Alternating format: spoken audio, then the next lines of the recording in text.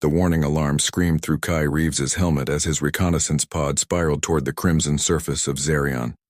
Emergency thrusters fired in desperate bursts, but the alien atmosphere had already claimed his navigation systems. Through the cracked viewscreen, he glimpsed twisted trees with metallic bark and rivers of luminescent acid cutting through valleys that pulsed with an otherworldly heartbeat. The impact drove consciousness from his mind like a hammer blow. When awareness returned, pain carved through his ribs with each labored breath. The pod lay crumpled against a massive boulder, its hull breached in leaking atmosphere. Kai's envirosuit had sealed the punctures, but warning lights painted his visor red. 47 minutes of oxygen remained. He stumbled from the wreckage, into Xerion's perpetual twilight, where 3 moons cast everything in shades of purple and silver. The jungle around him writhed with alien life, phosphorescent vines that recoiled from his touch, crystalline insects that sang in harmonies that hurt his ears, and somewhere in the distance, the hunting calls of predators his mind couldn't. Categorized blood seeped from gashes across his left arm and temple. His emergency beacon had been crushed in the crash, leaving him truly alone on a world classified as extremely hostile in the Colonial Survey files. He'd volunteered for this solo recon mission to prove himself worthy of the Deep Range Corps, but now those ambitions seemed like the fantasies of a fool. The ground beneath his feet squelched with each step, releasing clouds of spores that his suit's filters struggled to process. Every shadow could hide death, every sound might herald his end. But staying near the crash site meant certain doom when his oxygen ran out, so Kai pushed deeper into the alien wilderness. That's when the Vorthak found him. The serpent erupted from what he'd mistaken for a fallen log, its massive coils glistening with acidic secretions. 20 feet of pure malevolence with a head the size of a speeder and fangs that dripped venom, capable of dissolving his suit's polymer shell. Kai drew his sidearm and fired, the plasma bolts barely scorching its armored hide. The beast's strike came faster than thought. Kai dove aside, feeling the wind of its passage. But massive coils wrapped around his waist and began to squeeze. His ribs creaked under the pressure, and his weapon tumbled into the toxic undergrowth. The Vorthak's head reared back, preparing for the killing strike. Death arrived from above with the sound of singing metal. A figure dropped from the canopy like a falling star, landing on the serpent's neck with impossible grace. The weapon in her hands blazed with energy as she drove it deep into the creature's skull. The Vorthak's death scream shattered the jungle's twilight calm, and its massive body convulsed once before going still. Kai's savior straightened slowly, and his breath caught in his throat. She stood nearly 7 feet tall, her skin a deep amber shot through with veins of silver that pulsed with her heartbeat. Forearms moved with predatory precision, each ending in hands tipped with retractable claws. Her face was angular and fierce, with large eyes the color of molten gold and a mane of white hair braided with metal rings. Elaborate tattoos covered her arms and torso, telling stories and symbols he couldn't read. She examined him with the calculating gaze of a huntress evaluating prey. When she spoke, her voice was a low purr that his suit's translator rendered into accented standard. Small thing, weak thing. You should not survive one day on Xerion alone. Thank you, Kai gasped, still struggling to catch his breath. I'm Kai Reeves, Colonial Survey Corps. My ship, I know what you are, Star Traveler. She pulled her weapon free from the Vorthak's skull and shouldered the massive creature with casual strength. I am Thera Vex, third blade of the Crimson. Hunt, and by the old laws your life now belongs to me. Before Kai could protest, she struck with one of her lower arms, and darkness claimed him once more. Kai awoke to the scent of burning herbs and the sound of distant chanting. His body lay on a platform of woven fibers that felt surprisingly soft, covered by a blanket that shimmered with an oily rainbow sheen. The throbbing in his head had dulled to a manageable ache, and when he touched his ribs, he found them wrapped in some kind of biological bandage that pulsed with gentle warmth. The chamber around him defied his expectations of primitive alien dwellings. Carved from living rock, the walls curved organically upward to form a domed ceiling inlaid with crystals that provided soft, steady light. Intricate murals depicted scenes of the hunt, 4 armed warriors bringing down massive beasts, ritualistic, ceremonies under alien stars, and what appeared to be mating rituals that made Kai's cheeks flush. You wake at last. Thera's voice came from the chamber's entrance. She had changed from her hunting attire into robes of deep purple that left her upper arms bare, revealing more of the intricate tattoos that mapped her achievements. 3 days you have slept. I began to wonder if your kind possessed the strength to survive Xerion's healing herbs. 3 days. Kai struggled to sit up, his head spinning slightly. My ship will be looking for me. If you could just help me reach a communication point. No ship comes for you, Star Traveler. Thera moved with fluid grace to a low table where she poured liquid from an ornate pitcher into 2 cups. The drink glowed faintly blue and smelled of cinnamon and lightning. We saw the sky fire of your falling, but also the greater fire that consumed the metal shell you rode. Nothing remains but scattered fragments. The news hit him like a physical blow. His extraction point had been 5 days away, and without his beacon, the Corps would assume he'd been lost with his ship. Standard protocol was to wait 30 days before declaring a solo operative KIA. He was truly stranded. I see you understand. Thera offered him one of the cups. Drink. It will complete your healing and help you adjust to our world's essence. The liquid tasted better than it smelled, warming him from throat to belly. Almost immediately, the last of his aches began to fade. What do you mean, my life belongs to you? Thera settled onto a cushion across from him, her golden eyes never leaving his face. The old law is simple. To save a life creates a debt. The saved one belongs to the saver until that debt is discharged. But there are different ways to discharge such a debt. I'm listening. The first is service. You could become a worker. In our clan, tending the forge beasts or maintaining the crystal gardens. But this path offers no honor, and you would remain forever marked as saved prey. Kai nodded, sensing there was more. The second is the trial of release. 3 challenges that would either free you or kill you. Few survive, and fewer still earn the respect needed to leave our world alive. And the third? Thera's gaze intensified, and for the first time since awakening, Kai felt the full weight of her attention as a predator. The third is to accept the bond of claiming, to become my chosen mate and join your bloodline to mine. The words hung in the air between them like a blade. Kai felt his pulse quicken, though whether from fear or something else he couldn't say. I don't understand your customs. Where I come from, mating it's a choice made by both parties. And, you think I offer you no choice? Thera stood and began pacing, her forearms moving in complex gestures as she spoke.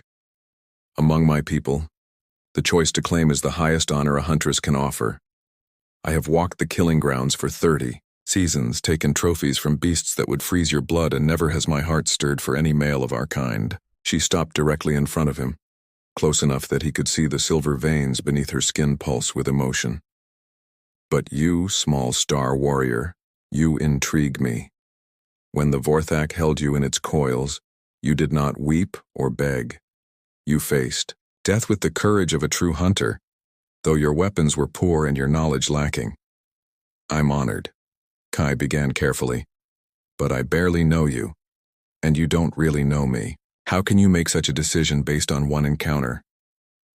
Thera's laugh was like the sound of silver bells in a storm. This is why I find you fascinating. Your people think with their minds first, hearts second. We think with our hearts first, then let our minds find the path. My heart chose you in that moment when you stood ready to die, rather than submit. Everything else is merely negotiation. Before Kai could respond, a new voice interrupted from the chamber entrance. Sister Hunter, the council calls for you. The newcomer was smaller than Thera, but no less imposing, her skin a darker amber with geometric tattoos covering her face in intricate patterns. Her golden eyes held obvious disapproval as they fixed on Kai. Vera Slex. Thera's tone cooled noticeably. I attend my claimed one during his healing. The council can wait. The council questions your judgment in claiming this creature. Vera's upper lip curled in disgust. They say you bring shame to the Crimson Hunt by choosing such weak prey for your bonding.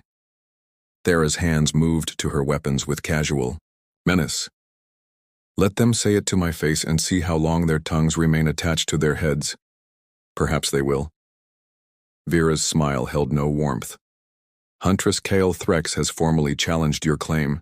She says this starcrawler should belong to a warrior who can properly train him, or properly dispose of him. The temperature in the room seemed to drop several degrees. Kai felt the tension crackling between the two women like static electricity before a storm. Tell Kyle she may present her challenge at tomorrow's gathering, Thera said finally, and remind her that I have never lost a claim fight. After Vera departed, Thera turned back to Kai, her expression unreadable. It seems your choice may be made for you, Star Traveler. If I lose tomorrow's combat, you will belong to Kale Threx. And she believes the only good alien is a dead one. Kai felt his mouth go dry. What kind of combat? The traditional kind, Thera replied, checking the edge of her primary weapon. To the death. The arena carved into the mountainside could have held 1,000 spectators, but only the clan's elite warriors and elders attended a claim fight. Kai sat in the section reserved for contested property, flanked by 2 guards whose job was to ensure he didn't flee before the matter was settled. The morning air carried the scent of burning incense and the underlying musk of predators preparing for violence. Kyle Threx entered the killing circle with the confidence of someone who had never known defeat. She stood even taller than Thera, her skin marked with scars that told stories of 100 battles. Where Thera moved like a dancer, Kyle advanced like an avalanche, inexorable and devastating. Her weapon of choice was a massive war hammer that crackled with energy, requiring all 4 arms to wield properly. You still have time to yield the Starcrawler to a worthier Huntress, Kale called across the arena. Her voice carried clearly in the thin mountain air. I promise to make his death quick, Thera responded by drawing her twin glaives, their plasma edges singing as they tasted the morning light. The only death here today will be yours, Stone Skull. Try not to bleed on my claimed one when you fall. The battle began without ceremony. Kale's opening strike would have pulverized a human torso, but Thera flowed around it like liquid shadow, her blades leaving shallow cuts across her opponent's ribs. What followed was a dance of death that left Kai breathless, 2 apex predators testing each other's limits with lethal precision. Thera's speed and grace kept her alive against Kale's overwhelming power, but the larger Huntress's endurance seemed limitless. Minutes stretched into an hour, then longer, as the combatants circled and struck and bled. Kai found himself leaning forward, his heart pounding in rhythm with Thera's movements, willing her to find the opening she needed. It came, when Kale overextended on a mighty overhead swing. Thera spun inside her guard and drove both glaives up under her opponent's ribcage, piercing the heart from below. Kale's eyes widened in surprise, then went dull as she toppled backward like a felled tree. The arena erupted in howls of approval. Thera stood over her fallen rival, chest heaving with exertion, and raised her bloodied weapons to acknowledge the crowd's approval. When her golden eyes found Kai's, he felt something shift inside his chest. A recognition that had nothing to do with gratitude, and everything to do with the fierce beauty of her spirit. Later, as Thera cleaned her weapons in her private chambers, Kai approached carefully. Thank you for defending me. I defended my choice, she corrected, not looking up from her task. But Kale was right about one thing. By our customs, you must prove your worth or be considered a liability to the clan.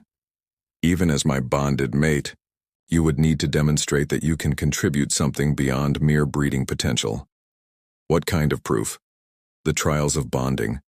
3 challenges that will test your courage, cunning, and adaptability. Succeed, and you will be accepted as a true member of the Crimson Hunt.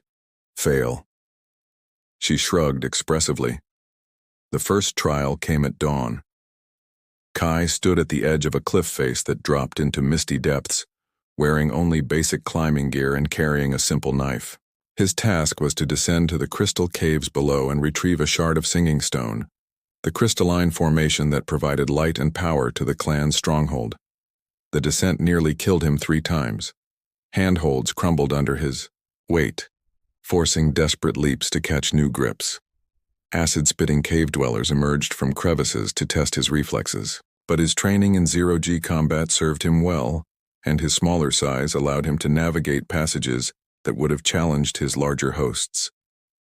When he emerged from the depths 12 hours later, the singing crystal clutched in his bleeding hands, Thera waited at the cliff top.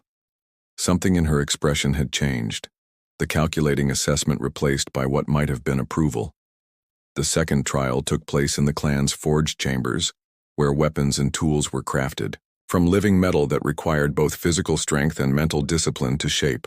Kai's task was to create something useful for the clan using materials and techniques completely foreign to human experience. For 2 days he struggled with the semi-sentient alloys, burning his hands and arms as he learned to communicate with metal that had its own stubborn personality. But gradually, drawing on his engineering background and the patience Thera taught him during quiet evening conversations, he began to make progress. What emerged from the forge was unprecedented, a translation device that could bridge the gap between human technology and Xerion biomechanics. The clan elders examined it with growing excitement, recognizing its potential for future contact with other star-traveling species.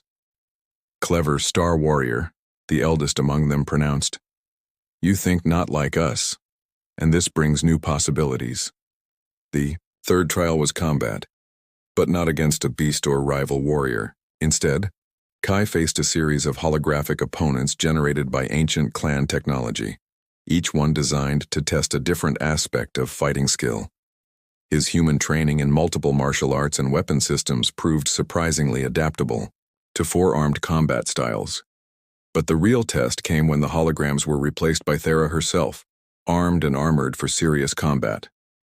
"The final trial is this," she announced to the gathered clan. "Show me that you can stand beside me as a true partner, not just a protected pet." Their battle lasted an hour and left both of them bruised and exhausted.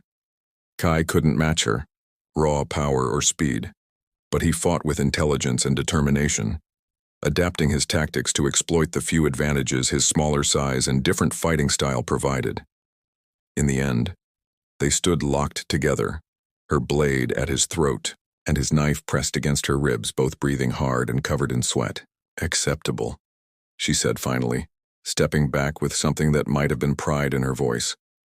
"You cannot defeat me, but you can make even me work for victory. This is unexpected." That night, as they tended each other's wounds in the privacy of her chambers, their relationship crossed the line from alliance to intimacy. Her hands were surprisingly gentle as she treated his injuries, and when she leaned close to examine a cut near his collarbone, Kai found himself breathing in her scent, wild and clean, like ozone after lightning. "Thera," he began, but she silenced him with a gesture. "Words have been between us long enough," she said softly. "Tonight, let there be something more." What followed was a revelation of tenderness beneath her warrior's exterior, and passion that burned away the last of his reservations about staying on this alien world. 3 months after the trials, Kai had found his place among the Crimson Hunt. His translation device had opened communication channels with neighboring clans, earning him respect as both an innovator and a diplomat. More importantly, his relationship with Thera had deepened into something that transcended their initial captor-captive dynamic. They worked together now as true partners, her hunting skills complemented by his tactical knowledge and technical expertise. Their private moments had become precious to both of them. Quiet evenings when she would trace the scars from his trials while he learned to read the stories told by her tattoos. Each mark represents a hunt completed or enemy defeated, she explained one night, her voice soft in the crystal-lit darkness of their chamber. "But I'm considering adding something new." "What kind of mark?" "One that tells the story of the Star Warrior who fell from the sky and captured the heart of a Huntress." Her golden eyes held his gaze steadily. "Among my people, such a tattoo is only given when the bond becomes permanent, when two souls choose to hunt together through all the seasons of their lives." Kai felt his breath catch. "Are you asking me to marry you?" "I am asking if you are ready to make Xerion your true home," she replied. "To bind yourself to me and to this world completely."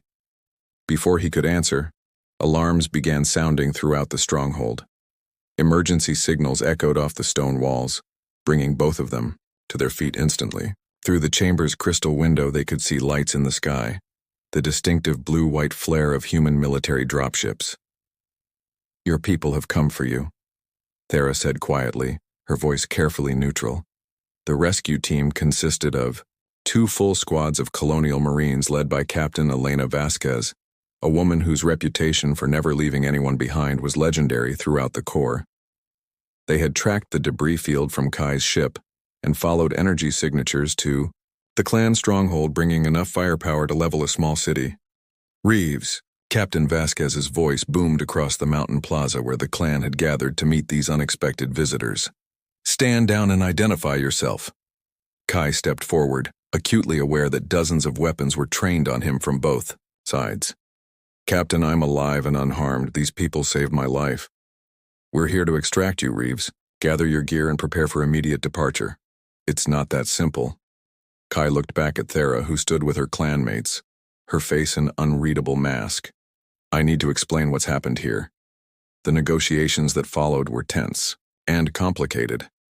Captain Vasquez couldn't understand why Kai seemed reluctant to leave, while the clan elders viewed the human military force as a potential threat to their security.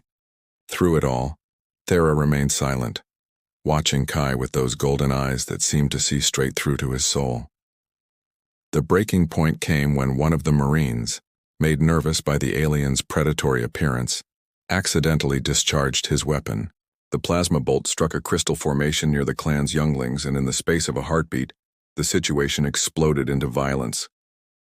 Kai found himself fighting alongside Thera and her clanmates against his own species, a choice that felt both impossible and inevitable. His knowledge of marine tactics and equipment proved crucial in protecting the clan's non-combatants, while Thera's warriors demonstrated why they were considered the apex predators of their world. The battle was brief but vicious. When the dust settled, 3 Marines were dead and twice as many clan warriors were wounded. Captain Vasquez lay unconscious with a concussion, while her surviving troops had barricaded themselves in their dropship. "This changes everything," Thera said as they treated the wounded in the aftermath. "Your military will send more warriors now. Stronger ones. Not if I can prevent it."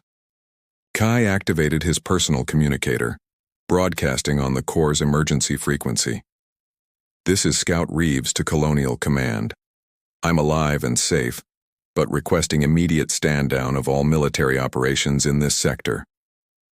The response came from Admiral Chen himself, the gruff voice crackling through the static. "Reeves, what's your status? Are you being held against your will?" "Negative, sir. I've been accepted into the local population and am serving as a cultural liaison." "The situation here is complex. Son, you've been listed as MIA for 4 months. We need you back for debriefing." Kai looked at Thera, who was organizing the care for wounded from both sides with equal attention. Her forearms moved in precise coordination as she directed medical, supplies and comfort measures, showing the same fierce protectiveness for injured enemies that she gave to her own people. "Sir, I'm requesting assignment as permanent cultural attaché to Zirion. These people saved my life, and I believe they could be valuable allies to the Colonial Union if we approach them correctly." The silence stretched for long moments before Admiral Chen responded. "That's a hell of a thing to ask, Reeves. You understand what you're giving up?" Kai thought of his small apartment on Terra Nova, his career ambitions, the life he'd planned before crashing on this world of crimson jungles and golden-eyed huntresses. Then he looked at Thera again and saw her watching him with an expression that held both hope and resignation. "I understand, sir. But I also understand what I'm gaining." When the second wave of dropships arrived 3 days later, they carried diplomats instead of Marines. The formal establishment of relations between the Colonial Union and the Zirion clans would take months of careful negotiation, but the groundwork was laid in those first crucial conversations where Kai served as translator for both cultures. That night, as they watched the human ships depart for the last time, Thera took his hand in 2 of hers. "You chose to stay." "I chose you," he corrected. Everything else follows from that." Her smile was radiant in the moonlight. "Then tomorrow we begin the preparations for our bonding ceremony. But tonight—" She pulled him close, her voice dropping to a whisper that seemed to contain all the promise of their future together. "Tonight we celebrate the end of your old life and the beginning of our new one." The bonding ceremony took place on the night of the triple moon convergence, when Xerion's 3 satellites aligned to cast the world in silver radiance. Representatives from a dozen allied clans had gathered in the ancient amphitheater carved into the mountain's heart, their voices raised in harmonies that made the crystal formation sing in response. Kai stood at the altar wearing robes of midnight blue shot through with silver threads that matched the veins beneath Thera's skin. The ceremonial tattoos freshly inked on his arms told the story of his trials and acceptance into the clan, the first human to be so honored. Beside him, Thera wore the traditional bonding regalia of a first Huntress, armor crafted from singing crystal, and the preserved scales of her greatest kills, each piece representing a chapter in her legend. Elder Voss, the clan's spiritual leader, raised her forearms to quiet the assembled crowd. Her voice carried clearly in the mountain air as she began the ancient ritual. "We gather under the watching eyes of the ancestors to witness the bonding of 2 souls who have chosen to hunt together through all the seasons of their lives." The ceremony itself was a blend of human and Xerion traditions that Kai had helped design during weeks of careful cultural exchange. They exchanged vows in both languages, their words echoing off the ancient stone as they promised to stand together against whatever dangers the future might bring. "By fire and crystal, by hunt and honor, by the strength of our bond and the courage of our hearts." Thera spoke the final ritual words, her golden eyes locked with his. "I claim you as my true mate, Kai of Earth Clan, and offer you my life as you have offered me yours." When they kissed to seal their union, the assembled clans erupted in celebration that lasted until dawn. But for Kai, the universe had contracted to the circle of Thera's 4 arms and the promise in her eyes of all the hunts they would share together. Their first year as bonded mates was a whirlwind of new experiences and growing responsibilities. Kai's role as cultural attaché expanded as more human ships arrived to establish formal diplomatic relations with the Xerion clans. His translation device had evolved into a comprehensive cultural database that helped both species navigate the complexities of first contact. Thera, meanwhile, had been elevated to the position of war leader for the United Clans, her tactical brilliance and diplomatic skills making her the obvious choice to coordinate their response to the changing galaxy around them. Together they had become the bridge between 2 worlds, literally and figuratively. The challenges were real and ongoing. Not all humans accepted the idea of peaceful coexistence with a species they viewed as dangerous predators, while some Xerion factions saw increased contact as a threat to their traditional way of life. Kai and Thera found themselves constantly working to build understanding and trust between their peoples, but there were rewards beyond measure. Their personal bond had only grown stronger under pressure, each challenge they faced together deepening their connection. They had learned to fight as a perfectly coordinated team, Kai's strategic thinking complementing Thera's warrior instincts in ways that made them formidable opponents to any who threatened their growing alliance. 6 months after their bonding, Thera announced the news that would change everything once more. "I carry your offspring," she told him one evening as they watched the sunset paint the mountains in shades of gold and crimson. The first human Xerion hybrid in the history of either species.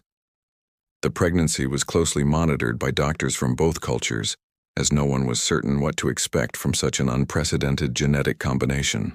But when their daughter was born, a perfect blend of human and Xerion features with Kai's dark hair and Thera's golden eyes, she represented hope for a future where the 2 species might truly become one people.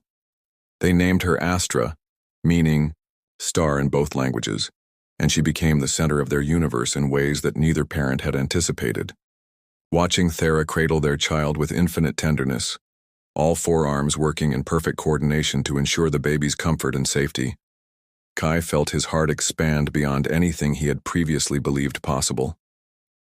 "She will grow up in a galaxy where humans and Xerion are allies rather than strangers," Thera murmured. rocking Astra gently as the infant slept. She will never know the isolation that brought you to my world, or the suspicion that kept our peoples apart. She'll be remarkable, Kai agreed, stroking his daughter's tiny hand with one finger. Just like her mother. As their second year together began, the Colonial Union formally recognized the Xerian Confederacy as a sovereign alliance, with full diplomatic status and mutual defense agreements. The signing ceremony took place on neutral ground, a space station built jointly by both species, orbiting peacefully between their worlds. Kai stood beside Thera as she signed the historic documents, both of them acutely aware that they were witnessing the birth of a new era. Admiral Chen, who had traveled from Earth specifically for the occasion, approached them afterward with a broad smile. "Hell of a thing, Reeves," the old officer said, shaking hands with both of them. "When we sent you on that recon mission, we never expected it to end with first contact and a marriage alliance." "The best missions are the ones that surprise you, sir," Kai replied, his arm around Thera's waist as she held their sleeping daughter. "Indeed they are, son. Indeed they are." Later, as they stood on the observation deck watching the stars wheel overhead, Thera spoke quietly. "Do you ever regret the choice you made, the life you gave up to stay with me?" Kai considered the question seriously, thinking of the man he had been before crashing on Xerion, ambitious, driven, but ultimately alone. Then he looked at his alien wife, their hybrid daughter, and the future they were building together.